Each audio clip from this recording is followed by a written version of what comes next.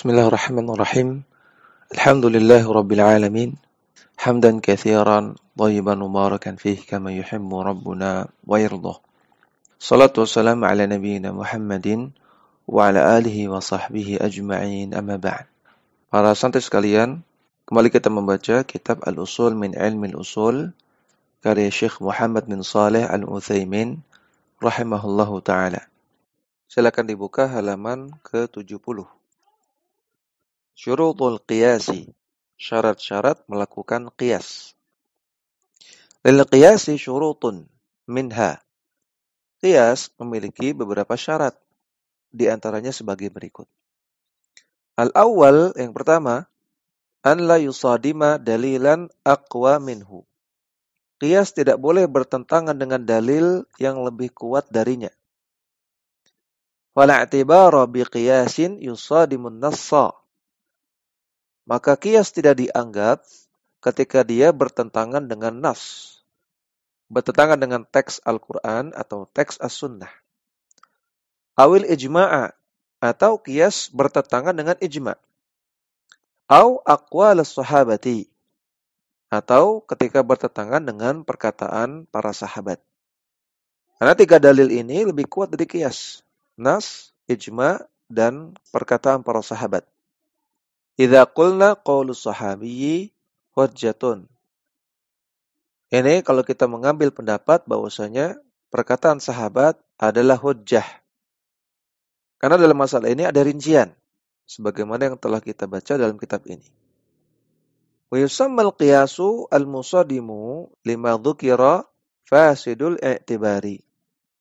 Dan qiyas yang bertentangan dengan dalil-dalil yang lebih kuat darinya disebut dengan qiyas yang fasidul i'tibar. Misaluhu, contohnya, an yuqala yasihu an tazawwajal mar'atu ar-rasyidatu nafsaha bighairi waliyyin. Kalau ada orang mengatakan sah seorang wanita yang sudah rasyidah, artinya wanita yang sudah baligh dan akalnya sehat, dia boleh menikahkan dirinya sendiri tanpa wali. Qiyasan ala sihhati bai'iha malaha bighairi waliyyin. Dikiaskan kepada sahnya dia melakukan jual beli dengan hartanya sendiri tanpa wali. Akad nikah dikiaskan dengan akad jual beli. Kalau akad jual beli tidak perlu wali, maka akad nikah juga tidak perlu wali. Ini kata sebagian ulama. Fahadha qiyasun fasidul i'tibari. Maka ini adalah qiyas yang fasidul i'tibar, qiyas yang rusak dan tidak dianggap. Limusadamatihi an-nassa, karena dia bertentangan dengan nas. Bahwa qauluhu sallallahu alaihi wasallam, itu sabda Nabi sallallahu alaihi wasallam, la nikaha illa biwaliyin. Tidak ada nikah kecuali dengan wali. Hadis riwayat At-Tirmidzi, Abu Dawud, Ibnu Majah dan yang lainnya. Hadisnya sahih. Asani, syarat yang kedua, an yakuna hukmul asli thabitan. Hendaknya hukum dari asal haruslah hukum yang sah, hukum yang sahih. Binassin au ijma'in. Sahih karena adanya nas, dan nasnya berarti harus sahih juga. Atau sahih karena adanya ijma' ulama. Jadi kita tahu ada 4 rukun dalam qiyas. Ada far'un, ada aslun, ada hukmun, ada illatun. Nah, hukmun itu dimiliki oleh aslun. Aslun adalah kasus pokok yang menjadi sandaran dalam qiyas. Dia harus memiliki hukmun yang hukmunnya harus sahih. Baik karena ini sudah disepakati ulama atau dia didasari oleh dalil yang sahih. Fa in kana thabitan biqiyasin lam yasihhal qiyasu alaihi. Kalau ternyata aslunnya itu hukumnya berasal dari qiyas juga, maka tidak sah melakukan qiyas terhadap aslun yang seperti itu. Karena si aslunnya ini dia hasil qiyas, sehingga dia tidak bisa menjadi sandaran untuk melakukan qiyas yang lain. Aslun itu harus punya hukum yang berasal dari Al-Quran, As-Sunnah, atau Ijma' atau qaulus sahabi, perkataan para sahabat. Wa innama yuqasu 'alal aslil awwali. Namun seharusnya kalau memang kasusnya demikian, far'un ini dikiaskan kepada asal yang pertama, yang digunakan dalam kias yang pertama. Jadi kalau aslunnya itu hasil dari kias, nah berarti di sana ada kias yang sebelumnya, kias yang pertama. Maka si far'un yang ingin kita cari hukumnya harusnya dikiaskan kepada aslun yang pertamanya saja, bukan aslun yang kedua yang merupakan hasil kias. Li'anna ruju'a ilaihi aula. Karena merujuk kepada aslun yang pertama itu lebih layak. Wa li'anna qiyasal far'i alaihi alladhi ju'ila aslan qad yakunu ghaira sahihin. Alasannya kedua, karena qiyas yang pertamanya terkadang tidak sahih, maka hasilnya juga tidak sahih. Kalau hasilnya tidak sahih, bagaimana mungkin dijadikan sebagai aslun untuk qiyas yang lain? Wa li'anna al-qiyasa 'ala al-far'i thumma al-far'i 'ala al-asli tatwilun bila faidatin. Karena melakukan kias pada sebuah far'un, kemudian far'unnya dijadikan aslun, kemudian far'un yang kedua dikiaskan kepada si aslun tadi. Ini akan menimbulkan tatwil, akan menimbulkan proses yang terus-menerus tanpa ujung. Yang mana ini bila faidatin, tidak ada faidahnya. Misalu dzalika, contohnya, an yuqala yajri riba fi dzarrati. Sebagian ulama mengatakan, riba bisa terjadi pada biji sawi. Qiyasan 'ala ruzzi, dikiaskan kepada adanya riba pada beras. Wa yajri fir ruzzi qiyasan 'alal burri. Dan adanya riba pada beras ini merupakan hasil qiyas kepada bur, gandum. Karena gandumlah yang ada dalam hadis. Nabi mengatakan al-burru bil burri mithlan bi mithlin yadan biyadin faman zada aw istazada faqad arba. Gandum ketika ditukar dengan gandum harus semisal dan harus serah terima langsung. Siapa yang menambah atau minta ditambah, maka dia telah melakukan riba. Adanya riba pada gandum, ini berdasarkan nas, teks. Berarti dia adalah aslun yang pertama. Adanya riba pada beras, dikiaskan kepada gandum. Berarti beras atau ruz, ini adalah far'un yang pertama. Namun sekaligus, ruz atau beras ini dijadikan sebagai aslun yang kedua. Digunakan untuk mengkiaskan dzarrah biji sawi kepada beras. Sehingga dzarrah menjadi far'un yang kedua. Sekali lagi, ruz, beras itu sebagai far'un yang pertama sekaligus aslun yang kedua. Dzarrah biji sawi menjadi far'un yang kedua. Fal qiyasu hakadha ghairu sahihin. Maka qiyas seperti ini tidak benar. Walakin yuqalu, namun seharusnya kita katakan yajri riba fi dzarrati qiyasan 'alal burri. Terdapat riba dalam dzarrah yang mana dia adalah far'un yang kedua dikiaskan kepada bur, kepada aslun yang pertama. Jadi bukan dikiaskan kepada berasnya tapi kepada bur, kepada gandum. Yang mana gandum di sana ada dalilnya, ada nasnya. Sehingga hukum yang ada pada gandum ini berdasarkan nas. Liqiyasin ala aslin thabitin bin nassin. Karena kalau kita kiaskan dzarrah kepada bur, ini berarti kita mengkiaskan kepada asal yang dia punya hukum yang sahih yang berasal dari nas. Kemudian as-salits, syarat yang ketiga, an yakuna li hukmil asli illatan ma'lumatan. Hukum yang ada pada asal itu harus memiliki illah yang diketahui. Ingat, ada 4 rukun qiyas, far'un, aslun, hukmun, illatun. Hukmun ada pada aslun. Dan yang menyebabkan aslun itu punya hukmun adalah illatun. Maka illatun di sini harus diketahui apa ilahnya. Liyumkinal jam'u bainal asli wal far'i fiha. Sehingga kita bisa menggabungkan atau menyamakan antara aslun dengan far'un karena adanya ilah tersebut. Artinya sehingga kita bisa mengetahui bahwasanya si far'un ini punya ilah yang sama dengan aslun. Sehingga bisa dikiaskan. Oleh karena itu ilahnya harus diketahui. Kalau ilah pada asal tidak diketahui, maka bagaimana mungkin kita bisa melakukan qiyas?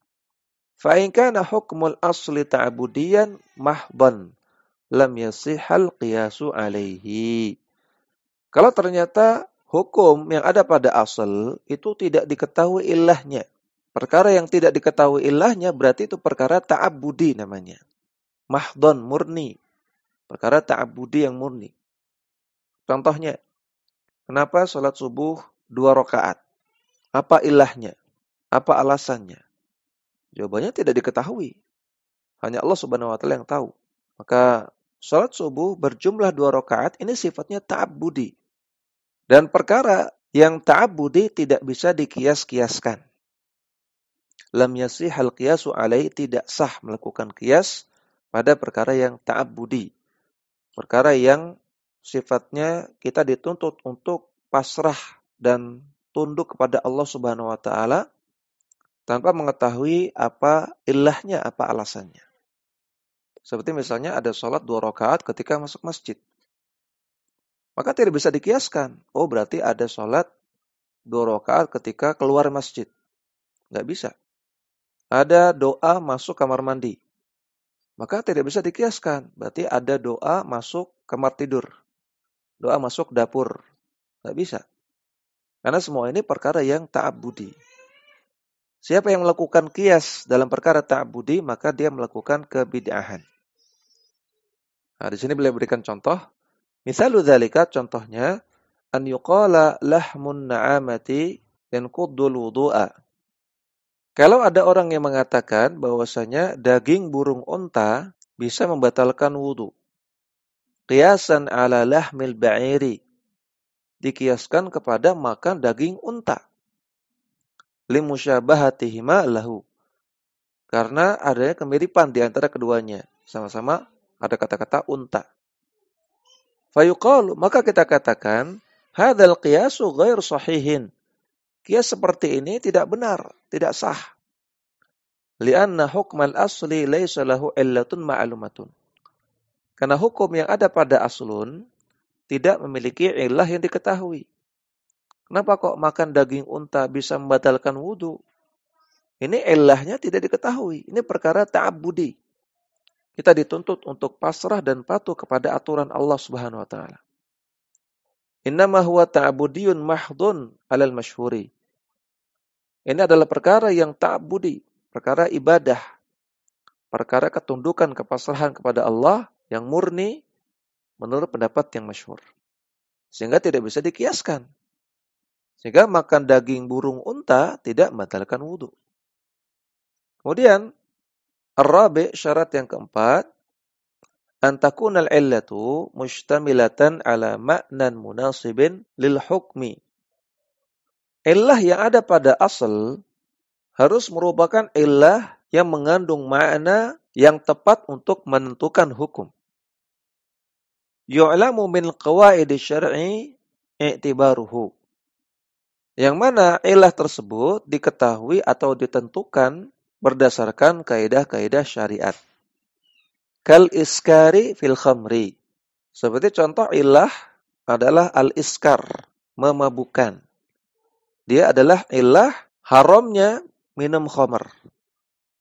Kenapa minum khamr haram? Ilahnya karena iskar, memabukkan. Dan alasan memabukkan ini adalah alasan atau ilah yang tepat untuk menentukan hukum haram. Karena khamr ini punya beberapa sifat. Selain sifat memabukkan, khamr juga punya sifat cair, benda cair. Khamr juga punya sifat mahal misalnya. Maka dua sifat ini, cair dan mahal, ini tidak tepat untuk menentukan hukum. Kalau kita katakan ilah dari haramnya khamr adalah benda cair, maka nanti semua benda cair haram. Maka ini kurang tepat. Kalau ilah dari haramnya khamr adalah mahal, maka nanti semua yang mahal haram. Maka cair dan mahal ini bukan sifat yang tepat untuk menjadi illah. Namun al-iskar, memabukkan, ini adalah sifat yang tepat untuk menghasilkan hukum haram. Fa in kana al-ma'na wasfan tardiyan la munasabata fihi lam yasih at-ta'lilu bihi. Kalau ternyata sifatnya yang disebutkan sebagai illah adalah sifat yang umum, yang global, tidak ada korelasinya dengan hukum, maka tidak sah menjadikan dia sebagai illah. Kas-sawadi wal bayadi masalan. Contohnya sifat warna hitam atau warna putih. Misalu dzalika, contoh yang lain. Hadits Ibnu Abbasin radhiyallahu anhuma. Hadis Abdullah bin Abbas radhiyallahu taala anhuma, anna Barirata khayyarat ala zawjiha hina utiqat. Seorang sahabiyah namanya Barirah. Barirah diberikan pilihan. Ketika dia dibebaskan menjadi wanita yang merdeka, dia diberikan pilihan untuk tetap menjadi istri dari suaminya, yang mana suaminya masih budak, ataukah dia cerai. Karena pada asalnya wanita tidak boleh minta cerai tanpa alasan yang kuat. Tapi untuk alasan ini, ketika dia dibebaskan menjadi wanita merdeka, maka dibolehkan. Dia punya pilihan, apakah tetap sama suaminya ataukah cerai. Karena suaminya masih hamba sahaya, sedangkan istrinya sudah merdeka. Qala Abdullah bin Abbas mengatakan, wa kana zawjuha abdan aswada. Ketika itu, suaminya Barirah adalah seorang hamba sahaya yang berkulit hitam. Hadis sahih riwayat Al-Bukhari. Perhatikan di sini ada kata-kata hamba sahaya berkulit hitam. Faqauluhu aswada wasfun tardiyun la munasabata fihi lil hukmi. Kata-kata hitam di sini, berkulit hitam, ini adalah sifat yang global. Tidak tersangkut pautnya dengan hukum yang dibahas. Walidzalika yasbutul khiyaru lil amati idza utiqat tahta abdin wa in kana abyadha. Oleh karena itu, dibolehkan bagi seorang hamba sahaya wanita untuk khiyar, untuk memilih ketika dia utiqat, dibebaskan. Sedangkan dia masih memiliki suami yang hamba sahaya. Dia boleh memilih. Wa in kana abyadha, walaupun suaminya tersebut berkulit putih. Ya, di sini warna kulit hitam atau putih tidak punya pengaruh. Yang punya pengaruh adalah ketika suaminya hamba sahaya. Ketika suaminya masih belum merdeka. Itu yang punya pengaruh terhadap hukum. Sehingga si budak wanita tadi diberikan pilihan. Maka di sini ilahnya adalah abdun. Suaminya harus seorang abdun, hamba sahaya. Wala yathbutu laha idza utiqat tahta hurrin. Dan hukum ini tidak berlaku ketika si hamba sahaya wanita tadi dibebaskan dalam keadaan suaminya adalah orang merdeka. Wa in kana aswada, walaupun dia berkulit hitam. Nah, jadi hitam atau putih di sini tidak berpengaruh kepada hukum, sehingga dia tidak bisa menjadi illah. Al-khamis, yang kelima, antakunal illatu mawjudatan fil far'i kawujudiha fil asli. Illah yang sudah ditentukan tadi itu harus ada di aslun dan di far'un. Harus ada di dua-duanya. Baru bisa terjadi qiyas. Baru bisa dikatakan sama kasusnya. Kal idza'i fi darbil walidaini al-maqisi 'ala ta'fifi. Seperti contohnya illah al-idza, gangguan dalam kasus memukul kedua orang tua. Ya, maka ini far'unnya. Ala ta'fifi, dikiaskan kepada al-maqis ala ta'fif, yang dikiaskan kepada mengatakan mengatakan kepada orang tua. Jadi asalnya adalah mengatakan kepada orang tua. Yang mana ini hukumnya haram. Far'unnya yang kita ingin cari hukumnya adalah apa hukumnya memukul kedua orang tua. Maka kita katakan memukul kedua orang tua hukumnya haram, sama seperti mengatakan kepada orang tua. Hukumnya haram. Karena dua-duanya terdapat illah, yaitu al-idza. memberikan gangguan kepada orang tua. Mengatakan itu memberikan gangguan kepada orang tua. Orang tua akan sakit hati. Maka apalagi memukul. Memukul jelas merupakan gangguan kepada kedua orang tua. Maka dalam dua kasus ini, memukul dan mengucapkan ada illah al-idha. Fa'illam takunil illatu mawjudatan fil far'i lam yasihhal qiyasu. Ketika ilahnya tidak terdapat dalam far'un, maka tidak sah kiasnya. Tidak bisa dikiaskan. Seperti minum khamar, itu hukumnya haram, ilahnya adalah al-iskar, memabukkan. Lalu apa hukumnya minum air kelapa? Air kelapa muda, air degan. Apakah bisa dikiaskan dengan minum khamar? Jawabannya tidak. Karena dalam meminum air kelapa tidak ada ilah al-iskar, memabukkan. Tidak memabukkan, sehingga air kelapa tidak bisa dikiaskan dengan khamar. Di sini beliau berikan contoh. Misalu dzalika an yuqala al-illatu fi tahrim riba fil burri kaunuhu makilan. Ilah adanya riba dalam gandum adalah karena gandum makanan yang ditakar volumenya, makilan. Summa yuqalu, kemudian kalau ada yang mengatakan ya jari riba fit tufahi qiyasan 'alal burri. Terdapat riba dalam jual beli apel karena dikiaskan kepada gandum. Fahadzal qiyasu ghairu sahihin. Maka kias seperti ini tidak sah.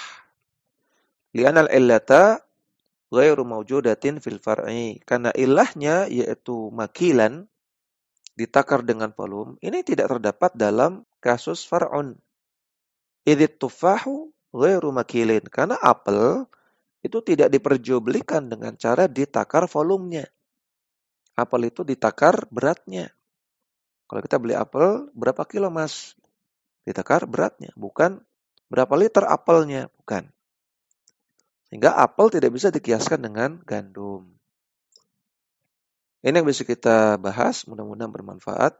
Ini yang bisa kita bahas, mudah-mudahan bermanfaat. Wassallallahu ala nabiyyina Muhammadin wa ala alihi wa sahbihi wasallam.